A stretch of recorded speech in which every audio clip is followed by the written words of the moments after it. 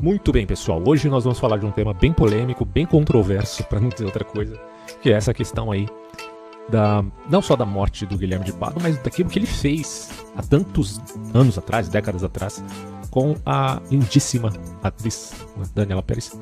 Uma coisa assim nojenta, horrenda, um crime com requintes de crueldade, que no documentário da HBO é chamado de Pacto Brutal. E na verdade foi realmente um pacto brutal entre esse sujeito e a sua, até aquela época ali, sua esposa chamada Paula Tomás, algo assim, se não me engano. Bom, traçando o aspecto psicológico dessas duas pessoas, do ponto de vista de uma análise psiquiátrica ou psicológica, por vários especialistas, a gente pode citar aí inúmeros médicos que falaram do caso, que escreveram livros a esse respeito. Alguns dizem que o Guilherme de Pádua é uma espécie de psicopata, outros dizem que ele é narcisista e na verdade não fica claro aí um diagnóstico específico sobre essa figura, assim como o da sua até então esposa, chamada Paula Tomás. Nós não sabemos exatamente, então, como traçar o perfil psicológico do ponto de vista de um rótulo psiquiátrico a respeito dessas pessoas. Mas o fato é que elas tinham um determinado padrão que se encaixa, pelo menos no caso aí do Guilherme de Pádua, eu acredito que a Paula Tomás também, assistindo ali o documentário, a gente percebe que, sem dúvida nenhuma, ela não era uma pessoa normal, não é possível, né? E a grande questão aí, quando a gente vai tratar desse elemento psicológico e tentar repensar isso à luz, tanto da sociedade, da sociologia, digamos assim, inserindo também uma visão teológica, olha, é um negócio muito, muito trabalhoso de se fazer, de se pensar, na verdade, né? Você tem que concatenar aí muitas ideias que aparentemente são extremamente contraditórias, o que faz com que muitas tomem partido de um lado e de outro sem compreender esses fenômenos com clareza. Eu até recomendo que vocês assistam um podcast no Vilela com o Dr. Guido Palomba. Esse cara, assim, é sensacional, mano. Do ponto de vista aí da análise forense que ele faz de vários criminosos. E ele, por exemplo, ele em vez de usar o termo psicopata, ele usa o conceito de condutopata. Mas na verdade são sinônimos, tá? Psicopata, sociopata e condutopata basicamente são a mesma coisa. E é interessante que o psicopata ele tem uma mistura com um certo racionalismo intersubjetivo, porque o psicopata é uma pessoa lúcida, mas ao mesmo tempo ele tem uma loucura moral, que era o nome antigo que se dava a esse tipo de comportamento. Uma loucura moral. Inclusive, a meu ver, é um nome perfeito para a característica do verdadeiro psicopata.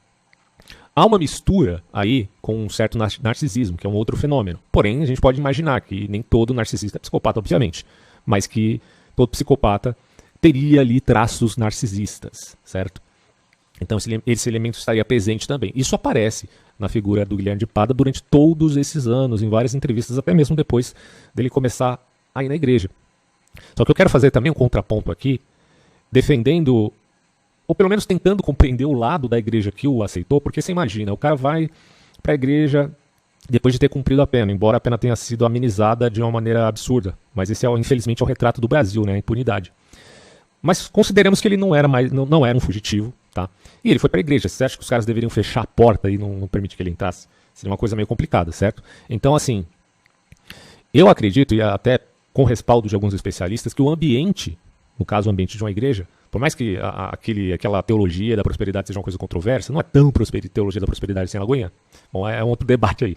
Mas o ambiente ele tem um efeito sobre até mesmo o chamado, nas palavras do Guido Palomba, né, um condutopata, ou então eu considere aí um psicopata. O ambiente tem um efeito. Claro que a psicopatia tem um caráter orgânico. Isso aí a maioria das pessoas concordam. Porém, existe também um fator ali decisório, volitivo, ou seja, um tratar da intencionalidade. Não estou dizendo aqui que o cara vai deixar de ser psicopata. Isso é bem assim, polêmico. Será que um psicopata pode se arrepender ou não pode se arrepender? Olha, existem níveis de psicopatia. Então, se perguntar, mas a cura? Porque se a doença, você tem que falar de cura. Mas se é uma questão comportamental, tem a ver com certa responsabilidade. Então, essas coisas elas se mesclam e são forjadas no cérebro e assim, na conduta daquela pessoa. E é muito difícil distinguir até onde ela consegue ou não mudar, né? Mas, na verdade, do ponto de vista clínico, existem níveis de psicopatia, inclusive relatos de pessoas que se transformaram, né? A gente pode pegar relatos médicos de pessoas que depois de algum acidente ou alguma doença grave, ela começou a mudar um determinado comportamento, certo? Tem um elemento aí não só fisiológico, mas neurológico. Né? Porém, apesar da gente considerar esse aspecto da plasticidade cerebral, onde o indivíduo realmente pode mudar, a gente tem que entender também que o choque de realidade, ou a força do ambiente, a luz de novas verdades, inclusive, coloco aqui, como eu vou tratar nesse vídeo todo, verdades teológicas, podem gerar minimamente uma mudança, ou pelo menos implicar numa transformação na medida do possível, se é que você me entende. Né? Ou uma chamada metanoia nessa pessoa, em vista de que ele, enfim, tenha um comportamento minimamente decente, não venha cometer novamente os crimes do passado, apesar de ainda ser uma criatura que tenha esses traços tão odiosos como é o do narcisismo ou até mesmo da psicopatia. Porque, repito, há níveis e níveis de psicopatia, certo? Então, só mediante essa prévia análise, a gente tem que compreender que a coisa é muito complexa. E eu não estou aqui para defender se o cara se arrependeu ou não, porque eu não sei, certo? Mas eu estou querendo pensar, sair um pouco da caixa, né? E pensar do ponto de vista teológico até onde é possível que um assassino odioso venha a ser salvo do ponto de vista, claro, soteriológico aí, da teologia, mais especificamente que é a teologia cristã, certo? E assim, com o adendo de que a igreja em questão, seja essa da Lagoinha ou qualquer outra, tem que tomar muito cuidado com o comportamento do psicopata, porque ele é por natureza um sedutor. E é por natureza alguém que tem o hábito de enganar.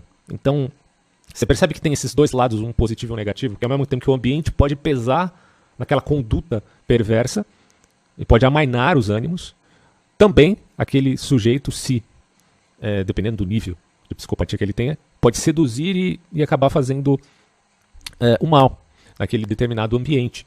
Só que é aquilo, né? Pelos frutos também se conhece a árvore, e aí só quem pode dizer é quem conviveu com ele todos esses anos lá na igreja em questão.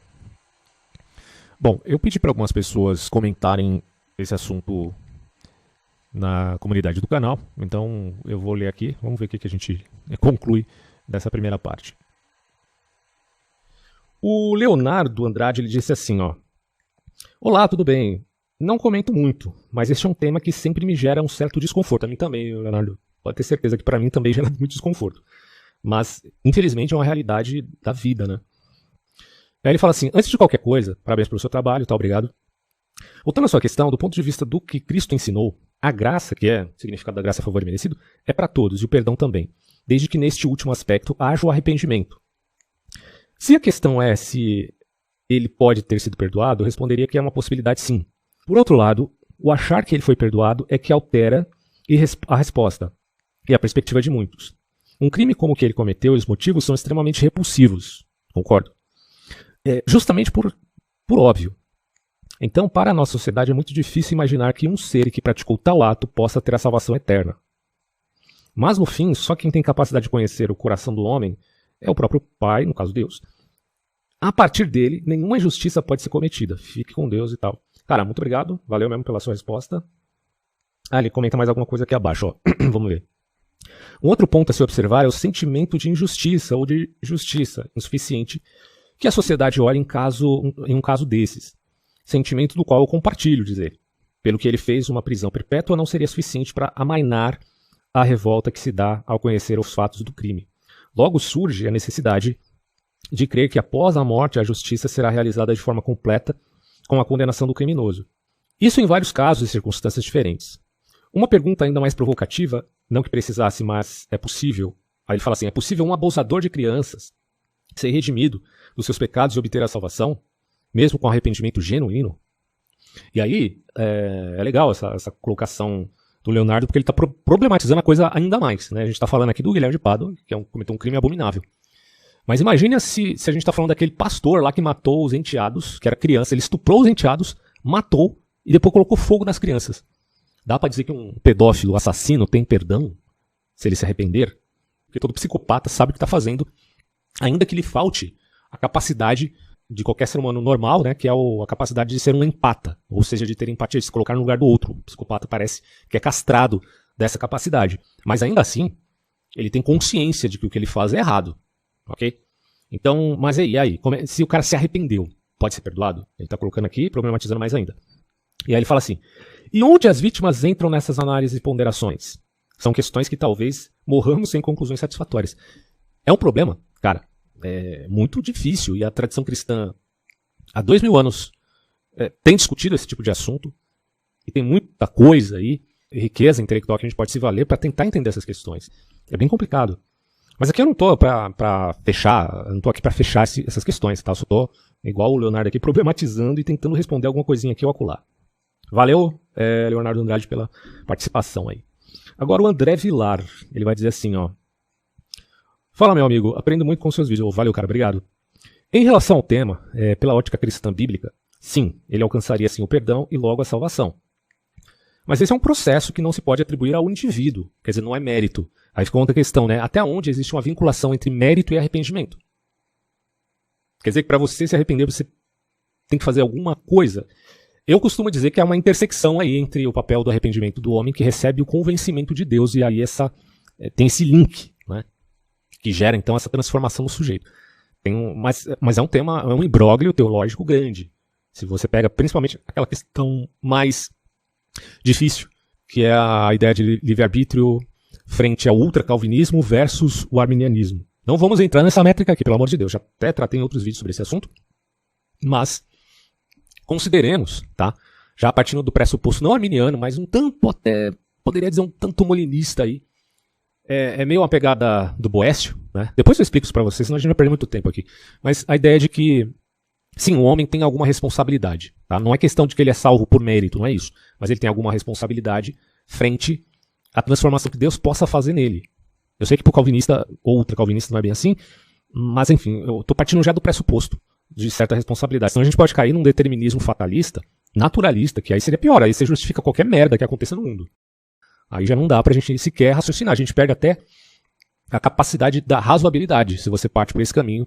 Por isso que eu vejo, né, argumentações generalizantes, universalizantes, como é o determinismo fatalista, como algo absurdo e inaceitável do ponto de vista da razão. Sabe? Não é nem de um argumento A versus um argumento B. É você literalmente dar um tiro na cabeça e dizer não há razão. É um problema, né? Mas vamos continuar aqui que o André está falando. Ó. Uma vez que o pecador se arrependa dos seus pecados e deixa ele, pode alcançar o perdão, mas com isso é um processo totalmente individual e espiritual. Então é uma coisa, quando fala espiritual, é uma coisa mais profunda. Né? Coisa que não podemos avaliar apenas vendo a pessoa. Cara, concordo 100% contigo nisso aqui. Claro que podemos ver apenas indícios de mudanças nas suas atitudes, aquela coisa dos frutos, né, de arrependimento. Mas nada mais que isso. Mas acredito na justiça de Deus e todo pecado tem a sua consequência, mas como somos limitados, não sabemos como e nem quando isso será cobrado de cada um. Então essas coisas são bem complexas. Gostei da fala dele. Valeu, cara. Bom, então, aí diz a Hello aqui, ó. Seguinte, quem perdoa é Deus. A gente só empacota e me envia. Tá certo, beleza. JM diz assim, sim, ele poderia ser salvo. A graça de Cristo pode sim alcançar o coração do mais vil dos homens. São os hinos, né, que o pessoal costuma cantar na igreja, né, cara? Ele alcança o mais vil dos pecadores. A questão é, aí fala aqui, pela maneira que se portava, Guilherme de Pádua realmente não parecia ter se arrependido. Cumpriu uma pena mínima na prisão, se eu não me engano foi 6 anos ou um pouco mais que isso, ou menos. Escreveu um livro de se justificando e esse ano ainda tentou negar a veracidade do documentário a respeito do crime. Realmente, né, como eu coloquei no começo, cara, pra quem assistiu o documentário de 5 episódios ali da HBO, vai se deparar com um mar de cinismo e de contradição, tanto do Guilherme de Pádua quanto da Paula Tomás. É um negócio assim que realmente, né, aparece ali e tem que ser refletido para aqueles que acreditam, né, na conversão dele. Aliás, uma coisa que tem um rapaz aí da internet chamado Ricardo Ventura, você deve conhecer ele, ele fala uma coisa bem interessante sobre esse caso, mano, que ele diz assim, olha, na ótica do parente de um assassino, o julgamento, não que tanto o parente do assassino como o parente da vítima neguem a ideia de punição para o algoz. Todos, mesmo o parente da vítima vai aceitar a ideia de punição. Só que o nível de punição para um e para outro é diferente, justamente porque digamos assim, que o parente da vítima conhece do agressor, conhece o outro lado dessa pessoa, conhece talvez uma outra camada da personalidade dela, que, obviamente, o parente da vítima não conhece e nem quer conhecer, óbvio. Né? Então, esse nível de punição até onde vai? É uma questão que aparece, porque essas coisas, elas têm um mar, né, de variáveis e elementos com certa carga de ambiguidade muito grande. Mas o que não nega a admissão mesma de que a punição é necessária para o crime. A gente não pode de maneira alguma aceitar a impunidade, né? E sempre olhar para o lado. Você vendo o documentário, não tem como você se esquivar do direito e respeito que a vítima deve ter. O direito que eu falo da vítima no sentido de ser lembrada e de ser respeitada. E o caso da Daniela Pérez é uma coisa icônica demais, né? Não só dela, porque no Brasil você tem muitos desses casos, infelizmente, né, cara? E é uma coisa muito triste que você fica abalado depois de você ver isso. Não tem como não ficar abalado, né? Não tem como não ficar indignado com as pessoas que provocaram essa destruição, porque não morreu só a Daniela Pérez. Também isso atingiu de uma maneira visceral toda a família dela, amigos, o entorno dela foi atingido por essa brutalidade provocada tanto pelo Guilherme de Pádua quanto pela outra mulher lá que, enfim, como eu disse, né? Fizeram um show e um mar de cinismo, não só eles, como os advogados deles também. E aí o Vitor Medeiros vai falar assim, ó. Se não tiver perdão para assassinato, estarão no inferno Moisés, Davi, Sansão, Paulo, ele coloca, acho que é Salomão que ele coloca aqui, né? Salomão e outros mais. Tem toda a razão. São contextos e contextos difíceis, né? O assassinato é sempre uma injustiça que faz uma vítima e o torna você o carrasco e, portanto, o culpado. Agora, a gente tem que considerar o senso de proporções de um assassinato para outro. Por exemplo, o assassinato em legítima defesa é diferente do assassinato com requintes de crueldade. Estou dando um exemplo aqui, mas tem N formas de você pensar. O assassinato, por exemplo, que Davi cometeu porque estava apaixonado pela esposa do seu soldado, aí mandou o soldado lá para uma armadilha com os inimigos de Israel, foi um negócio assim bizarro, né, cara? E ele recebeu, né, a repreensão de Deus, diz o texto bíblico. Mas foi um pecado assim num nível altíssimo, tá? Então ele tem razão de falar isso. E o Pedro vai dizer assim, o último a comentar aqui, se vocês comentaram depois, eu não tive tempo de ler, tá? Porque eu tinha que gravar o vídeo, né, pra fazer hoje, então os comentários que vieram depois, desculpem eu não ter lido, porque eu já estava na produção do vídeo, tá? Então, o Pedro aqui vai ser o último. Ele vai falar assim, a ótica cristã tem base de julgamento na consciência do indivíduo que cometeu o ato. Tem vários campos, calvinismo, arminianismo e outros. Do ponto de vista do eterno, não existe ninguém digno de ser chamado bom. Muito bem lembrado isso, né? Todos pecaram, né? Carecem da salvação, da glória de Deus. Aí ele fala assim, pois de acordo com a Bíblia, estamos todos no pecado de Adão, a não ser que estejamos em Cristo. Mas para isso ser realidade, o arrependimento / reconhecimento do pecado em si tem de existir no indivíduo. A justiça do homem é olho por olho. É lei de talião, né? Olho por olho, dente por dente. Mas a justiça de Deus excede nosso conhecimento e o poder de raciocínio. Concordo muito contigo. Eu não acho que a justiça de Deus seja uma máquina de moer carnes, como muitos cristãos pensam por aí. Não pode ser isso, eu não acho que seja. Mas também ela tem a sofisticação da onisciência de Deus, né? Aí ele fala assim, minha perspectiva é que Deus é justo, ele diz que haverá julgamento da parte dele, então sabemos que tudo correrá bem nas mãos dele. Até porque Deus deu ao homem o senso de justiça, isso é um fato. Até crianças aí de meses de vida já têm um certo senso de justiça. Quem dirá a pessoa já formada, na vida adulta. Então, óbvio que se Deus deu isso ao homem, ele por si mesmo tem muito mais suficiência neste quesito. Então, do ponto de vista do julgamento de Deus, podemos dizer que será um julgamento mais correto possível. E aí, ele fala assim, mas a ótica de Deus vai muito além da humana. Dizendo isso, é difícil prever a atitude de Deus no outro plano, pois ele sabe de tudo, né? A questão da onisciência, como ele colocou aqui. Então, pessoal, é isso. Esses foram os comentários aqui do anúncio, né, da temática desse próximo vídeo. Agradeço muito a vocês por terem comentado. E eu vou dar aqui a minha versão desse assunto. Não estou fechando a questão. É claro que há unanimidade, tá? Há uma plausibilidade cristã no sentido de que sim, primeiro, que um assassino possa se arrepender, isso é uma coisa óbvia, né? Acho que ninguém negaria essa possibilidade. Ele pode se arrepender ou pode não se arrepender. São duas possibilidades aí. E se for um psicopata, ele se arrepende? Cara, é uma questão difícil de dizer, porque existem vários níveis de psicopatia, tá? Desse ponto de vista é bem complicado, né? Talvez eu até possa produzir algum vídeo com essa temática. Mas, enfim, a possibilidade de arrependimento é sempre algo real no fenômeno humano, de qualquer coisa, inclusive de pecados tão graves contra o próximo como é o assassinato. Porém, a gente tem que entender também o significado do perdão, porque tem um ponto de vista histórico aí. O que é o perdão na antiguidade?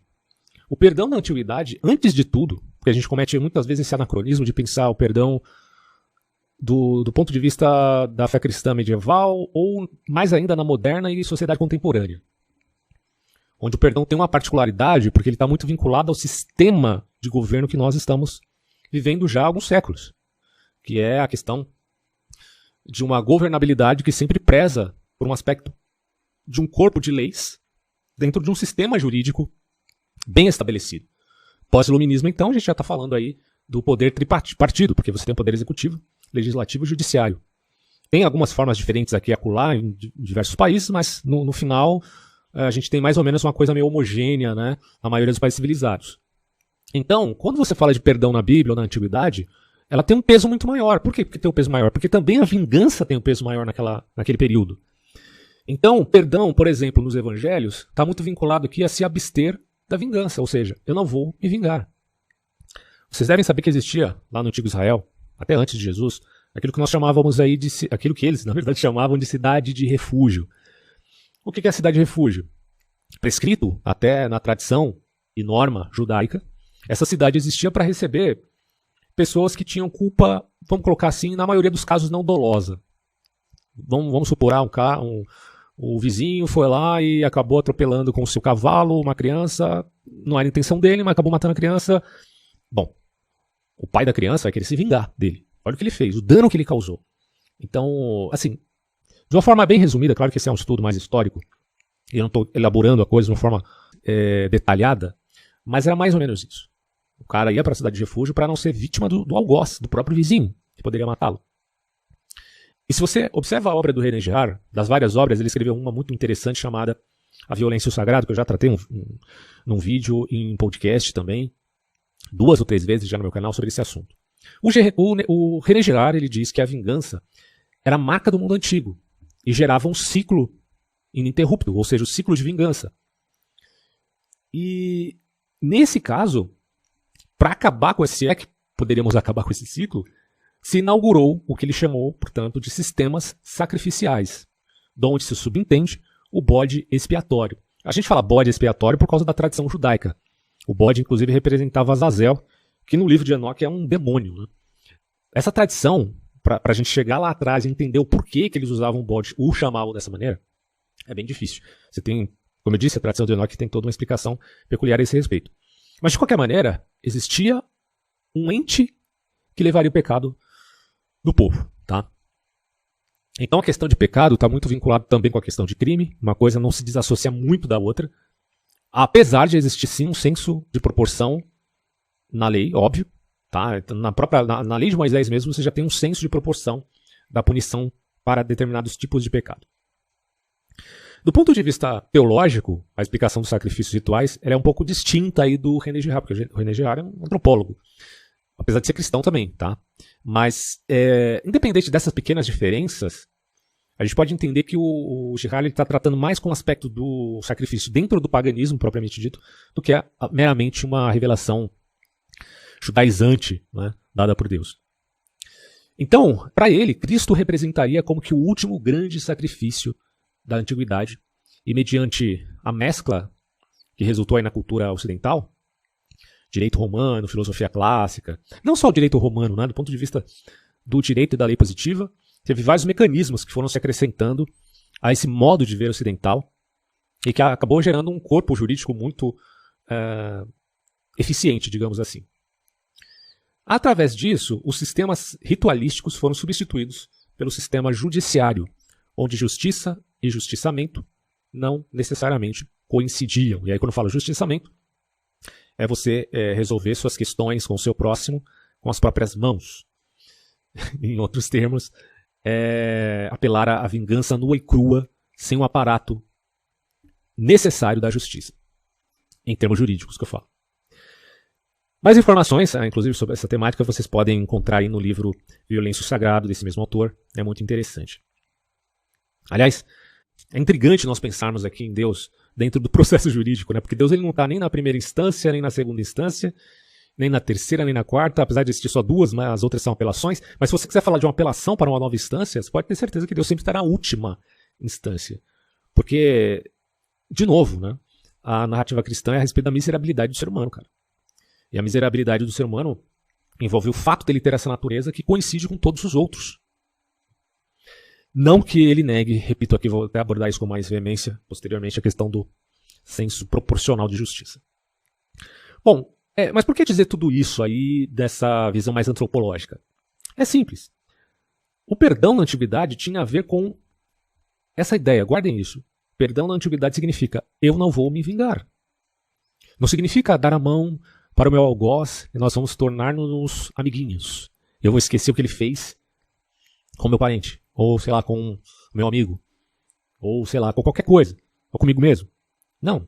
Significa apenas considerar que você não vai se vingar, mas você vai permitir que haja uma outra maneira para que esse peso que gera o constrangimento ao vingador seja sanado. Porque a coisa não pode ficar assim na gratuidade. O cara fez aquela coisa tão terrível. Ele tem que ter uma punição.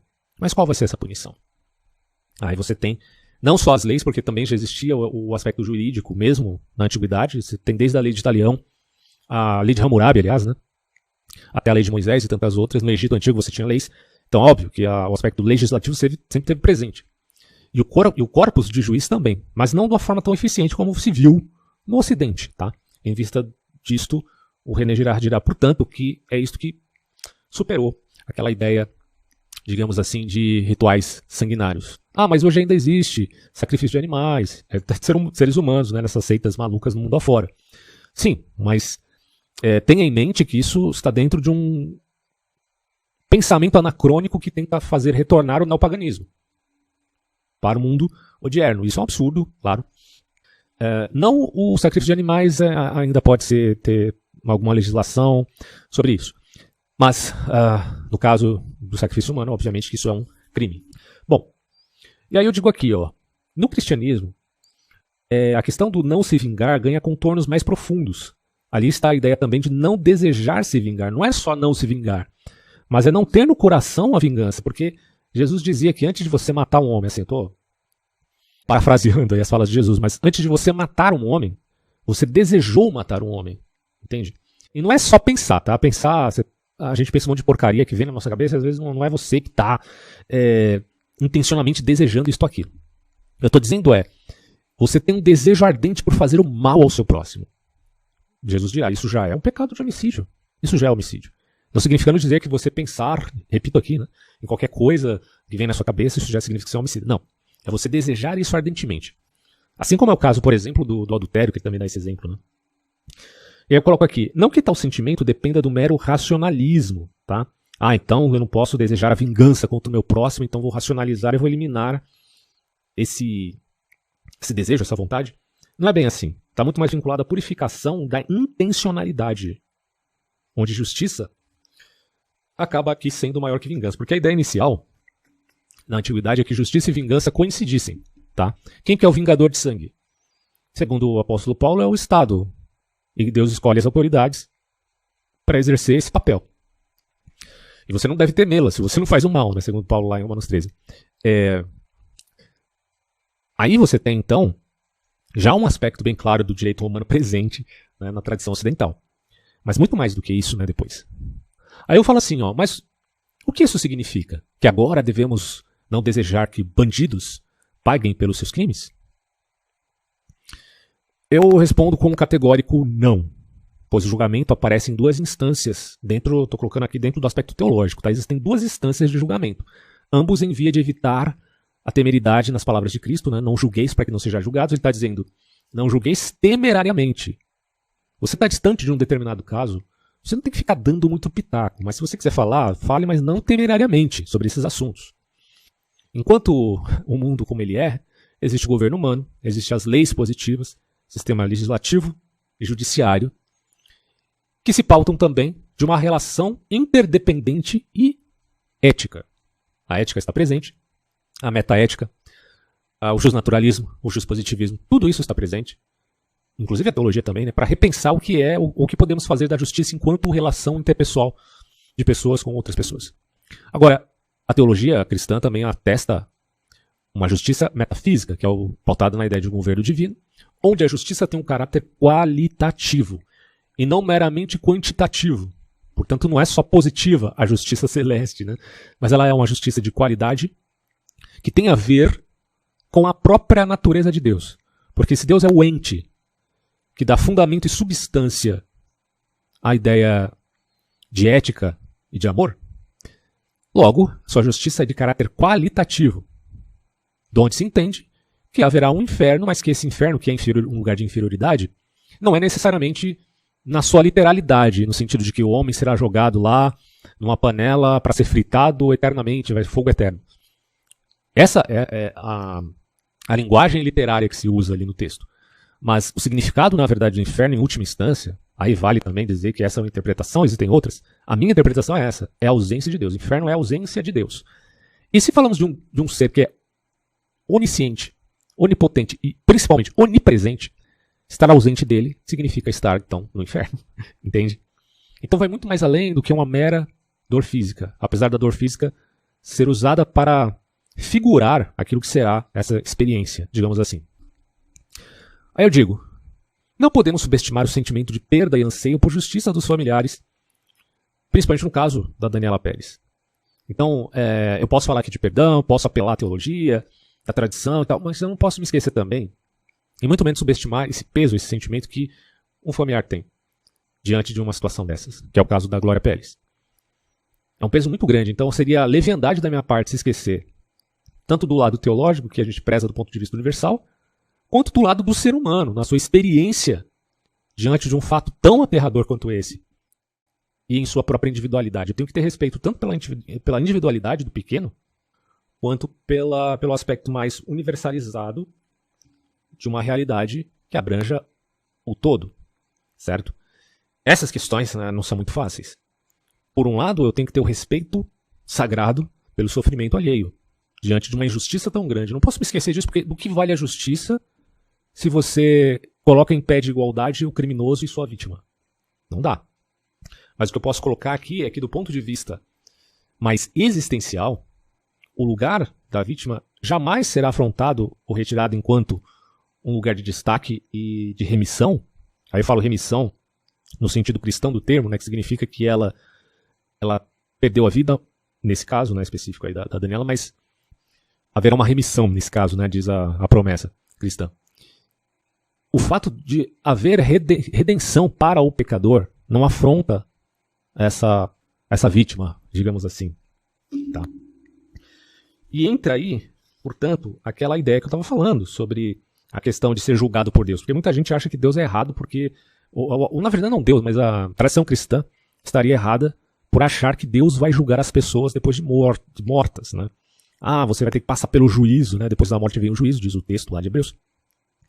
E isso vai ser terrível.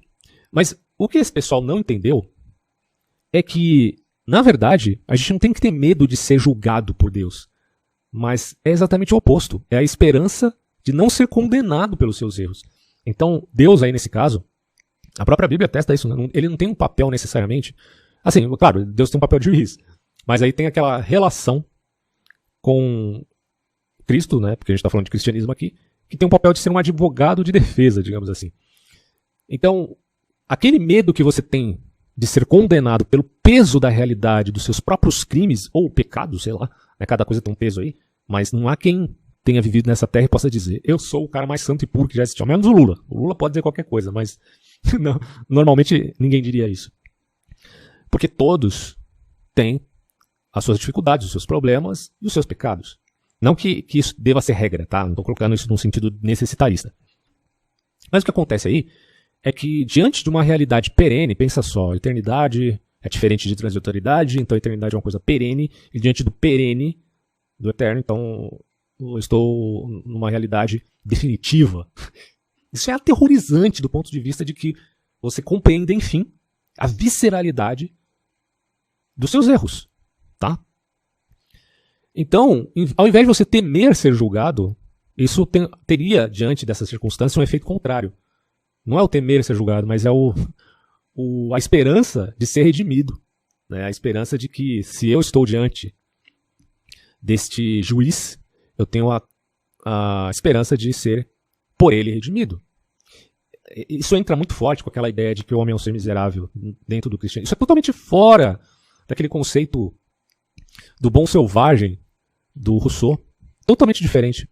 Porque a ideia de bom selvagem é que o homem é bom em sua natureza.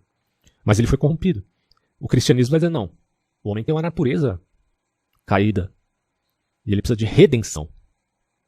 Toda a ideia cristã é o exato oposto da consideração russoniana do bom selvagem. A partir desse pressuposto, não tem como você confundir graça religiosa com impunidade. E dizendo que o bandido é uma vítima da sociedade. Mas peraí, não é isso que o cristianismo está ensinando. Ele está ensinando o exato oposto.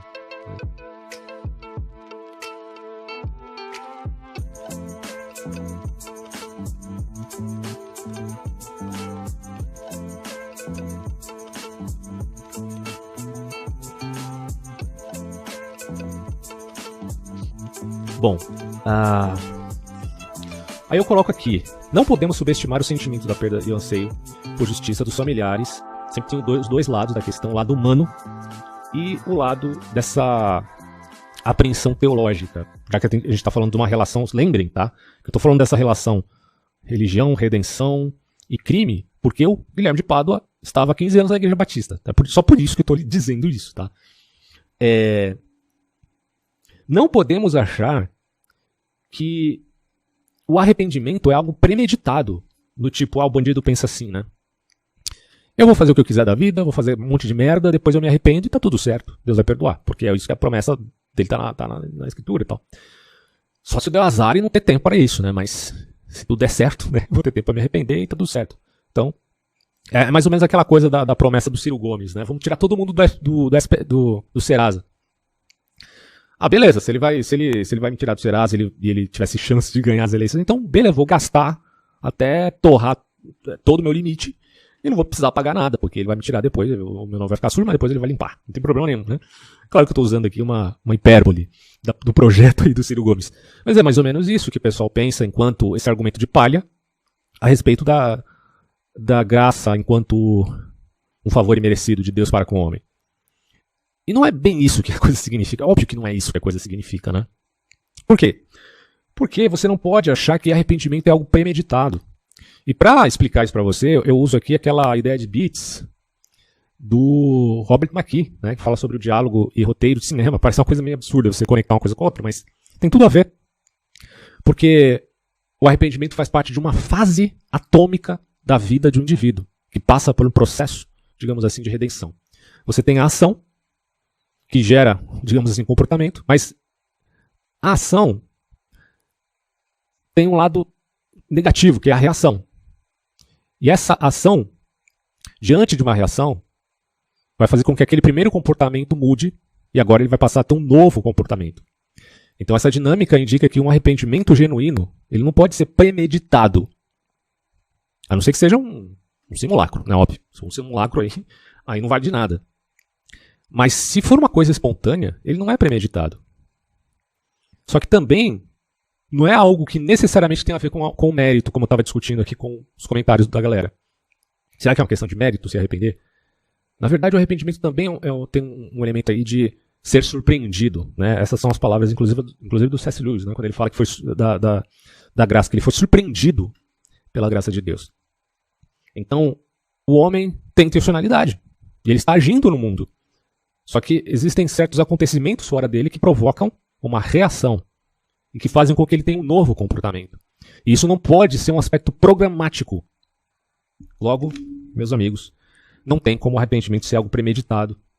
E não adiantaria você pensar que você pode fazer um monte de merda na vida, depois você se arrepende, tá tudo certo. Bom, se você está premeditando, você já está demonstrando que o arrependimento é um simulacro. E se é um simulacro, do que vale isso, né? É um tema bem complexo esse, mas eu acho que vocês estão entendendo já o ponto que eu estou chegando. Para diferenciar aqui impunidade de graça religiosa. E aí, a gente vale comentar também essa fala aí do pastor Márcio Valadão, que foi muito mal vista pela galera da internet, né? Ele até retirou, se não me engano, das mídias sociais dele lá. E eu acho que tem muita confusão nessa história toda. Porque, por exemplo, quando você vê o vídeo do Nando Moura fazendo um troça da fala do pastor lá em questão, dá a entender que o Márcio Valadão seria uma espécie de fanfarrão, um vendedor de mercadorias da fé. E, cara, eu não acho que esse é o tom certo para tratar com ele. Eu não conheço muito bem, tá, a Igreja da Lagoinha. Mas não dá para achar que tudo que acontece lá seja apenas um teatro e seja apenas fanfarrice. Desculpa, eu não consigo ver dessa forma. Eu acho que é um erro até de você não ter condições de avaliar a perspectiva do seu próximo, do contexto em que ele vive, e aí você julga aquilo como algo totalmente irrelevante. E, na verdade, o que você julga que é irrelevante é fundamental para o outro. Tá? Então, você tem uma característica de regionalidade, a maneira como o cara fala. Ele sempre prega, por exemplo, sorrindo. É um hábito do cara. Então, quando ele vai falar sobre a morte do Guilherme de Pádua, ele sorri, não significa que aquilo era um sentimento dele de pensar, o cara morreu, olha que trouxa. Não tem nada a ver com isso, sabe? É do contexto do que eu conheço desse pessoal. Aquilo é apenas um hábito que ele tem enquanto pregador. Apenas isso. E tem a ver também do jeito dele de ser um mineiro, tem aspecto da regionalidade, tem a ver também com a teologia, né? E a crença, né, que o pecador pode se arrepender. A gente não pode confundir essas coisas. Então, é o jeito do cara. Ele até fala da capelania, porque isso é um trabalho... Cara, porque o que tu prefere? Você prefere um presidiário que não tenha tido contato com a Bíblia e continue maquinando o mal na sua cabeça, né? Porque se ele tem um contato com alguma coisa que é o oposto, aquela questão da reação, que é o oposto das velhas ações dele, isso implica que ele vai ter a chance, né, de ter um arrependimento, ele vai ter um processo ali na vida dele, que possa favorecer a ele não ter as atitudes criminosas que ele teve no passado. Então, isso não é melhor do que você ter um cara que não teve essa tratativa e sai da cadeia e continua cometendo crime? Ao que parece, o Guilherme de Pádua fazia esse trabalho. Eu não sei como que era feito, se era feito direito, não tem informação nenhuma. Mas o que eu estou colocando aqui é que não é questão de você dar uma segunda chance pro bandido, mas é questão de você, pelo menos, educá-lo para que ele não cometa outros crimes. Porque ele pode cometer crime também dentro da cadeia, não só fora, né? Então só por isso já é um trabalho louvável. E a pergunta fundamental desse caso é o seguinte: Deus pode salvar um assassino perverso? Fica a pergunta. De acordo com a Bíblia e com a plausibilidade da tradição da cristandade, de fato há esse precedente. Como a gente viu aqui, vários personagens bíblicos que cometeram esse ato, claro, cada um dentro do seu contexto, não dá para dizer que foi igual ao que o Guilherme de Pádua fez, mas a gente pode pressupor que, sim, há esse precedente de salvação. Há repito aqui, uma intersecção entre o homem e Deus.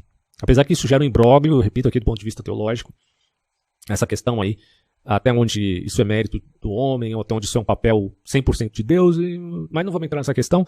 Digamos que o arrependimento genuíno é o elemento preponderante para fazer que haja uma metanoia. Tá? Metanoia, no contexto cristão, significa uma mudança de mente, de mentalidade. E Paulo diz, todos pecaram, carecem da glória de Deus. Até eu pergunto aqui, será que Paulo estava negando o senso de proporção das coisas? Ou pelo menos em campo da justiça? Tem que haver um senso de proporção, e na verdade sempre existiu. Qualquer legislação do mundo trata com a ideia de senso de proporção. Então o fato de Paulo dizer que todos pecaram significa que todos são homicidas, que todos são estupradores, igual a esquerda fala, né? Todo homem é estuprador. Quer dizer, todos eles partindo de uma narrativa universalizante, sem considerar os meandros ou a diferença de pisar na grama e cometer um homicídio. Pelo amor de Deus, você tem que ter essa diferença. Agora, será que Paulo está cometendo esse erro? Não. Ele apenas estava tratando a questão em seu aspecto soteriológico, ou seja, a salvação do homem ou do ser humano, enquanto espécie decaída, porque a espécie humana, segundo a tradição cristã, é decaída, não é um indivíduo A, B ou C. E quando você fala de decaimento da espécie humana, você está falando da queda da vontade e do intelecto. Apesar de haver tradições cristãs que dizem que essa queda não foi necessariamente total, pode ter sido parcial, até porque o homem também tem a capacidade de discernir, de entender. A própria existência mesmo da filosofia clássica demanda a ideia de que o intelecto humano não é tão decaído assim, né? Tem alguns elementos que nos auxiliam. E podemos falar até de queda em termos de uma natureza pecaminosa, mas não necessariamente má, entende? Talvez essa seja o equilíbrio cristão mais adequado. E a graça religiosa, portanto, trata segundo Paulo, né, trata da salvação do homem, atestando que todos pecaram. Mas a proporção dos atos humanos continua valendo no contexto social vide lei positiva. É óbvio que você não vai ser tratado da mesma forma que um assassino, e vice-versa, do ponto de vista de um determinado julgamento. O cara mentiu e o outro do seu lado cometeu um assassinato. Certamente que a proporção da culpa será evidentemente diferente. Daí eu digo que entender o conceito de perdão na esfera cristã nada tem a ver com ser bonzinho, tá? Porque você tem que ter essa consciência da sua miserabilidade. Não é porque você é bom, não é porque você é bonzinho. E daí eu acho preocupante essa ideia de ficar dizendo quem foi pro inferno e quem não foi pro inferno. Agora, será que dá pra dizer no caso do Guilherme de Pada? Pô, eu repito, eu tô tratando a coisa aqui do ponto de vista teológico. Não estou julgando se o cara de fato se arrependeu e merece o perdão. Seja social ou de Deus.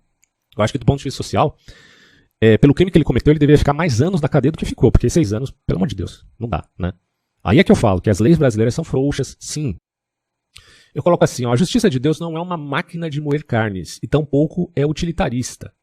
Por isso que a vida eterna deve ser uma realidade tão importante dentro dessa esfera de pensamento. Porque se você quisesse fazer uma justiça admitindo apenas um mundo, como ele é, no sentido que nós conhecemos, tá, o mundo da transitoriedade, cara, como que você faz justiça aqui, nesse mundo, se só há este mundo? Essa é uma questão para quem é materialista pensar com muita profundidade. Como é que é a justiça que você quer? É uma justiça matemática? É uma justiça algorítmica? Ah, mas o algoritmo é justo. Mas ele também é uma máquina de moer carnes. Quando você fala, por exemplo, que Deus é uma energia, você está mais ou menos colocando Deus como uma espécie de fator matemático. E se for assim, então não há justiça nenhuma. Muito pelo contrário.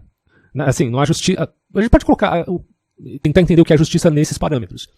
Mas o que eu estou dizendo é que nos parâmetros da fé cristã, a justiça não é uma entidade impessoal.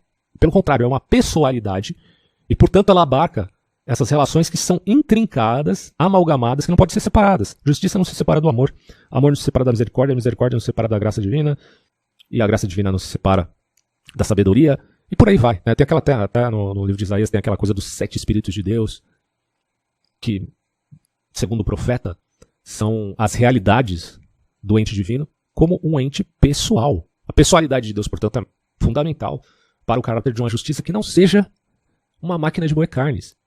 Por isso que Paulo diz que se a justiça, tivesse os parâmetros apenas da exigência da santidade divina, não sobraria um na terra, todos nós seríamos fulminados.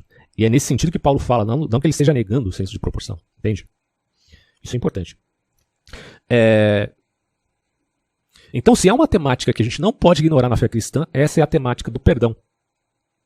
Porém, nós temos que fazer aqui, aí eu vou enfatizar isso já para terminar o vídeo, e lendo um texto que eu separei aqui da internet sobre Manassés, que talvez seja o exemplo mais crasso sobre essa ideia da possibilidade do perdão para criminosos. Né? A graça religiosa é diferente da impunidade. A graça religiosa é a intersecção entre amor e justiça. Não só a justiça, mas também o cumprimento dela.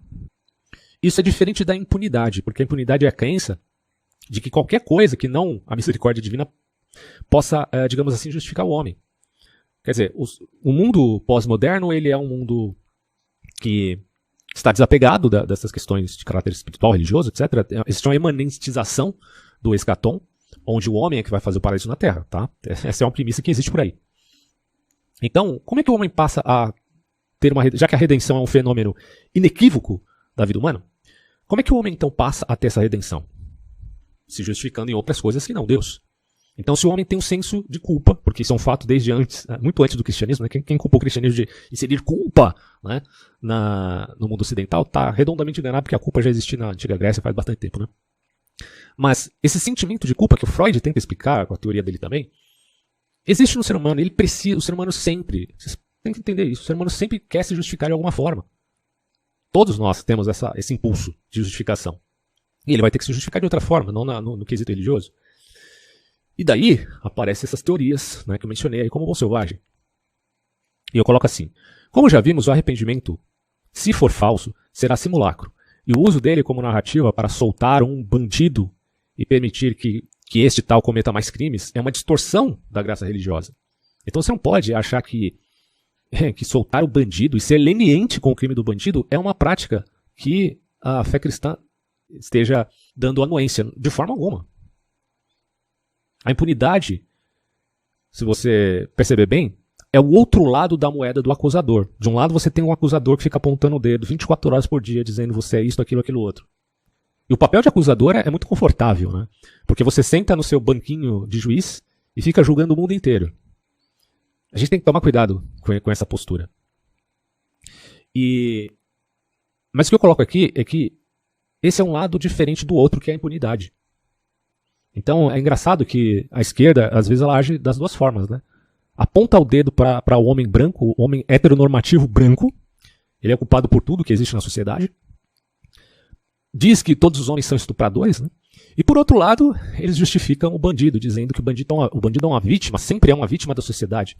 Ora, existem relações complexas que têm meandros aí que a gente pode considerar. Olha, de fato, essa pessoa passou por um contexto bem difícil que favoreceu esse gatilho que ela já tinha para ser alguém assim, como ela é, por exemplo, um criminoso.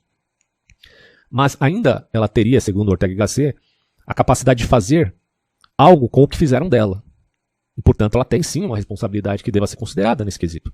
Então não dá para dizer ela é vítima da sociedade, sendo que ela também é uma criminosa. Ela escolheu isso apesar de, entende? Apesar de. Enquanto outros que estavam numa condição similar à dela não escolheram isso, escolheram outra coisa. Esse é um ponto fundamental a se considerar. Então, da mesma forma que esse pessoal aponta o dedo, só porque você faz parte, só porque você aparenta ser algo que está fora do jargão ideológico dela, então você já é culpado. Agora, faça uma meia-culpa aqui, porque o cristianismo também errou muito no passado. Algumas vertentes cristãs, melhor dizendo, que eram explicitamente racistas, né? Isso daí não é novidade para ninguém. Nos Estados Unidos não era incomum. Você tem na Ku Klux Klan grupos que se diziam religiosos, que ao mesmo tempo eram racistas e que colocavam a culpa nos negros e tal. Não independente se você é de esquerda ou se diz de direita ou é isto ou aquilo outro. A grande realidade é você tem que conceber as coisas de uma forma minimamente justa, né? Bom, acho que já deu para ficar bem claro aqui as minhas ideias. Esse conceito de bom selvagem é totalmente o inverso do conceito que eu coloco aqui da graça religiosa. Aliás, se você pensar na ideia de bom selvagem e estudar um pouquinho sobre a civilização asteca, você vai ver que as coisas não são tão simples assim, né? Porque tanto os maias, os incas e os astecas e outros povos que existiam ali naquela localidade, eles eram extremamente, tinham práticas que eram culturalmente abomináveis. Por isso que você não pode ficar santificando a cultura se esquecendo que ela é diferente do aspecto étnico, né? Eu não vou condenar a pessoa pela sua etnia, mas eu estou dizendo que essa cultura tem aspectos que são detratores. Pode ter alguma coisa boa ali na cultura inca, maia, asteca, mas não é os sacrifícios humanos, isso eu garanto. Isso eu garanto, tá? Outras coisas que podem justificar também, na pós-modernidade, alguém cometer crimes, essa ideia de que é inexistente a livre-agência, o livre-arbítrio. E pior ainda, acho que um dos elementos que a gente precisa falar aqui, antes de terminar o vídeo, é da corrupção do poder judiciário. Quando você tem a corrupção do poder judiciário, você pode ter certeza que a vingança não é saciada. E se esquece aquele que corrompe esse poder, de que é justamente ali que a justiça tem que ser feita. E quando não é, as pessoas ficam indignadas. E se abre, né, as portas do inferno para sair um monte de bandido aí para matar muita gente, como acontece infelizmente no Brasil, que tem uma média de mortes anuais terrível, né? E para quem não sabe, no Brasil morrem muito mais homens do que mulheres, apesar da gente falar de feminicídio, que é assim algo terrível, né, a morte das mulheres, ou o fato delas sofrerem na mão dos próprios maridos e tal, em alguns casos, não todos, óbvio. Mas olhando para os números, 80% praticamente das pessoas que são assassinadas no Brasil são homens, né? Assim, e várias faixas etárias aí que a gente pode considerar também. Terrível. Mas eu não tô querendo fazer essa guerra do sexo que eu acho um absurdo. Pra mim, crime é crime, independente de quem, de que papel social você tenha. Se você é uma vítima, a justiça tem que ser realizada à luz do contexto dessa lei positiva. Deixa eu ver se tem mais alguma coisa pra falar aqui. Tem até um tal paradoxo da Joana d'Arc que é mais ou menos assim, né? Enquanto ela não perdoava o carcereiro, ele não se arrependeu. No momento que ela decidiu perdoar, aí sim, ele veio se arrepender. Isso chama a atenção aquela prática de Estevão e de Jesus que parece muito um contrassenso para nós, porque eles meio que falam, Pai, perdoa-os, porque eles não sabem o que fazem, antes mesmo deles se arrependerem. Isso parece um contrassenso, mas aí que entra, né, esse paradoxo, que eu chamo aqui de paradoxo da Joana d'Arc. Agora, é aquilo, cara, eu não estou dizendo que a Glória Pérez tem que chegar em público e falar, eu perdoo o Guilherme de Pádua só porque ele morreu. Eu não acho que a coisa tem que ser feita com esse nível de artificialidade. Todo o processo, se for de Deus mesmo, se vier de Deus, é um processo que não é artificial. É algo que vem como uma coisa a longo prazo. Porque, de novo, quem julga é Deus e a justiça dele não falha, né? É um fato. Tá? E não vai falhar, mesmo com o Guilherme de Pádua. Se ele foi insincero na sua conversão e essa conversão era um simulacro, Deus o sabe, tá?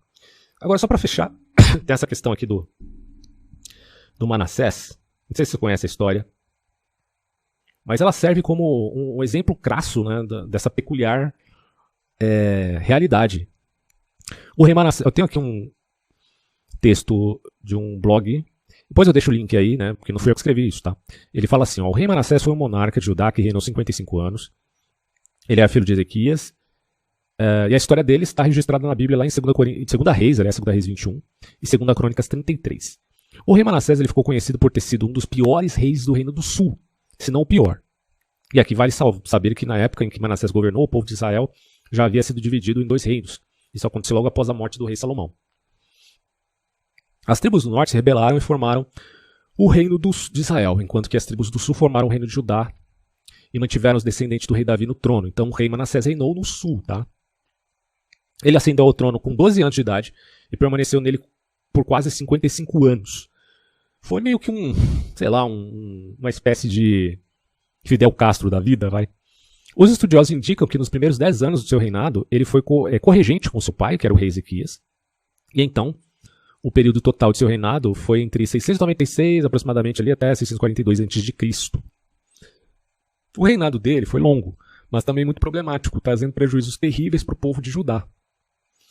Tem um autor aqui chamado R.J. Sheriffs, que explica que o reinado de Manassés foi um período de grande retrocesso religioso, onde o povo judeu acabou sofrendo influência da Síria e absorvendo elementos de seu culto. Isso resultou num sincretismo religioso, que introduziu em Judá o baalismo e um culto a Astarte nos lugares altos, adoração aos astros e espiritismo e adivinhação. Está no New Bible, dicionário de 1962. Então, de forma geral, pode-se classificar o reinado do rei Manassés como um reinado sanguinário e de profunda corrupção moral e religiosa. Ele derramou muito sangue inocente.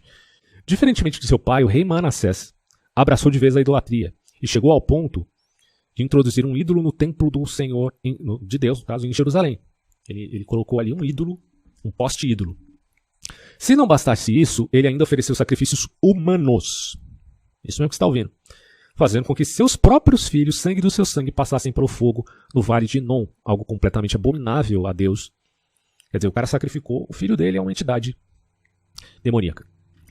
A corrupção religiosa durante o reinado de Manassés foi tão grande que o escritor bíblico do livro de Reis registra que esse período marcou o ponto final da tolerância de Deus com Jerusalém e Judá, resultando posteriormente no cativeiro babilônico.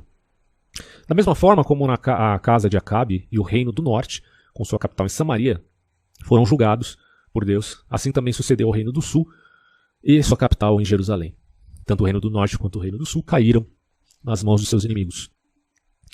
Por isso, no texto bíblico, lemos que o Senhor falou por intermédio dos profetas, dizendo que o rei Manassés havia cometido tantas abominações que ele conseguiu fazer pior do que tudo que os amorreus tinham feito antes dele. Então o rei Manassés era pior do que os próprios inimigos de Israel. E aqui vale saber que os amorreus eram os habitantes originais da terra de Canaã, e portanto um povo pagão que não temia Deus. Aí ele fala assim, o final da vida de Manassés. Né? Aí você pensa, esse cara foi pro inferno. Não tem muito o que dizer, né? Só que olha o fim da vida dele. O rei Manassés se recusou a ouvir a Deus, a exortação de Deus, dos profetas de Deus. Consequentemente, ele chegou até a ser deportado para a Babilônia sob o domínio dos assírios. Os assírios eram violentíssimos. Pega uma história aí sobre os povos assírios, você vai ficar chocado. Mas o texto bíblico do livro de Crônicas relata que Manassés se humilhou e orou a Deus demonstrando arrependimento.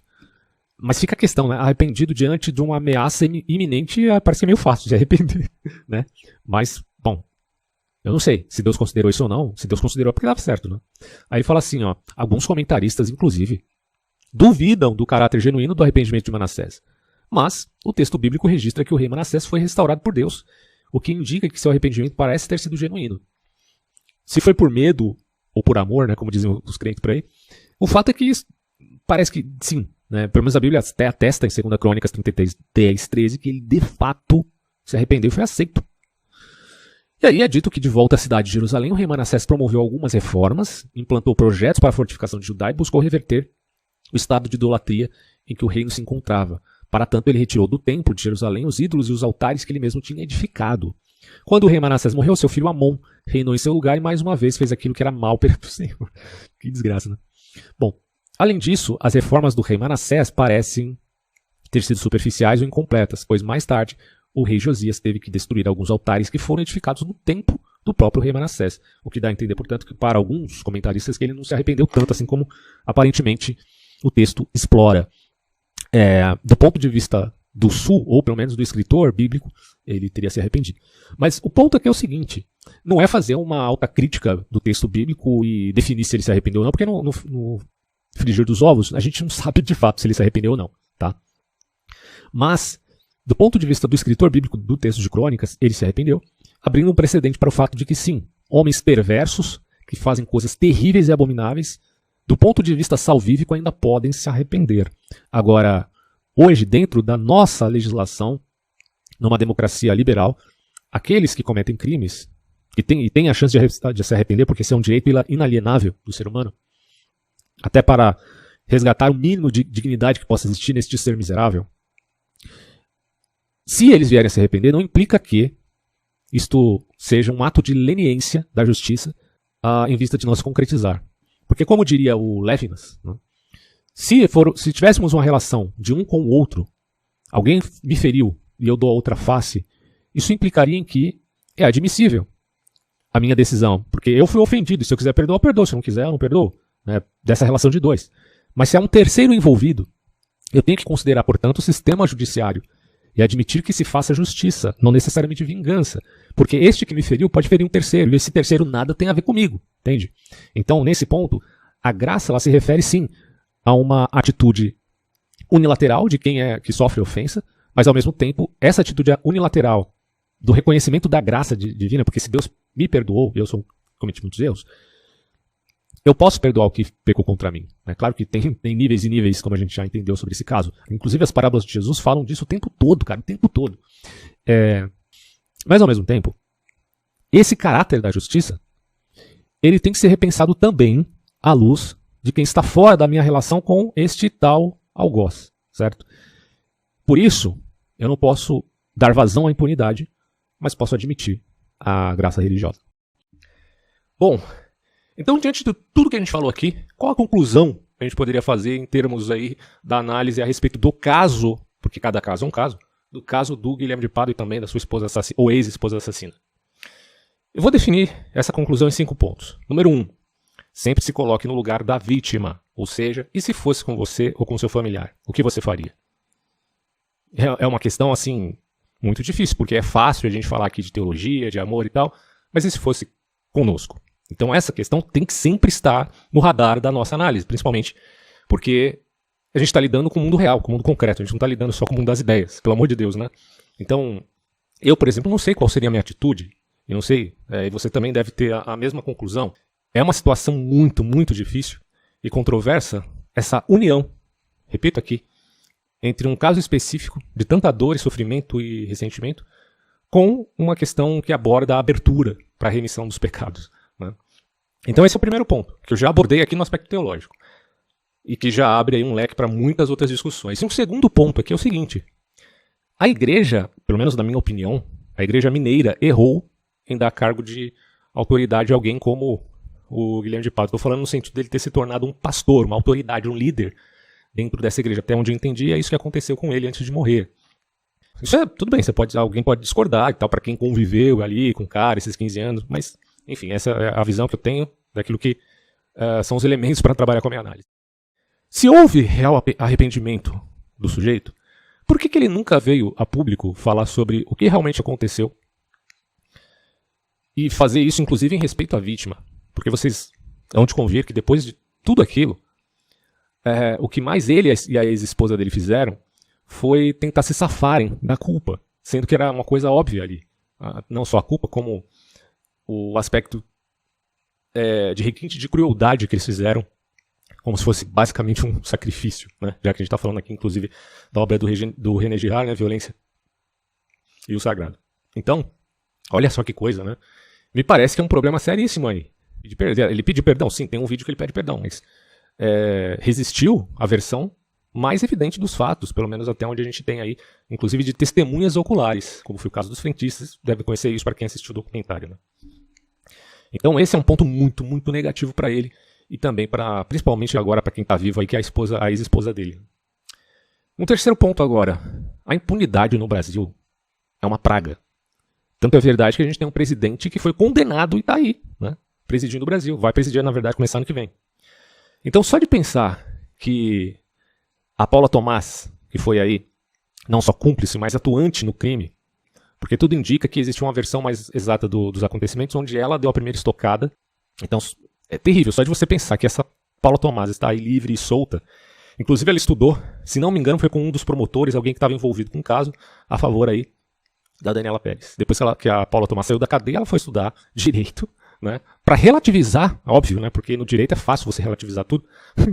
Infelizmente, não estou condenando a disciplina, é muito importante, mas você abre um precedente ali para relativizar um monte de coisas, que é um erro do ponto de vista de não reconhecimento do fundamento da ética, é o que a gente chama de metaética. Esse pessoal não sabe nem o que é isso, né?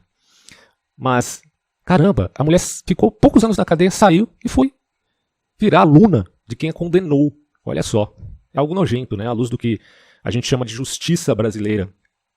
Porque, ao meu entender, como eu já disse antes, tanto o Guilherme Tipada quanto essa mulher aí, eles deviam ficar no mínimo, basicamente, a sentença que eles receberam. Agora, 6 anos, que justiça é essa, né?